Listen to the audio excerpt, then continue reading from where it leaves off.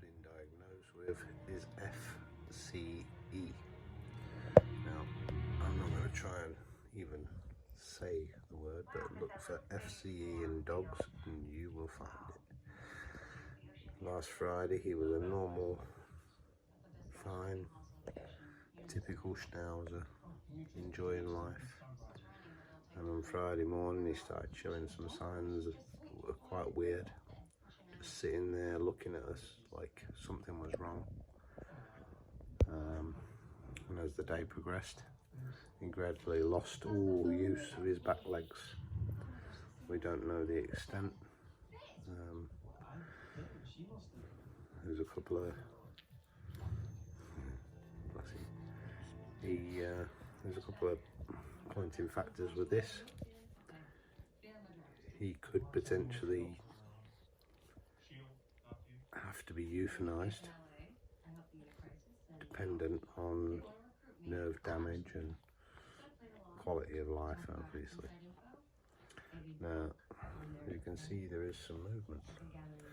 So on day 4, if I pinch between the toes, we'll start to see a response. There was nothing like that yesterday, which was day 3. Did have a little bit of a response, but nothing like this. Look at that. That's a muscular nerve response, which means that the piece of cartilage that has blocked his nervous system in his spine has now been bypassed by a new blood set to his muscles. Now, we have to move him about regularly, change his position so that he doesn't get stiff and blood start bubbling up in his muscles. They also exercise him regularly, holding his legs right into his body from his pads so that he gets connection from his pads for 2 minutes, just like this. And when I've held it for 2 minutes, we do this 24 times, and then we do this 24 times, and holding the pads all the time, because the pads are really important. Okay, so we keep that doing, and then we do that for both legs. Yeah. Do the same for both legs, and then when you've done that, you finish both cycles. I stretch him out, and I stretch him this way. It's not bothering him. He's in no pain whatsoever. There's like literally no feeling there, so he's not feeling pain.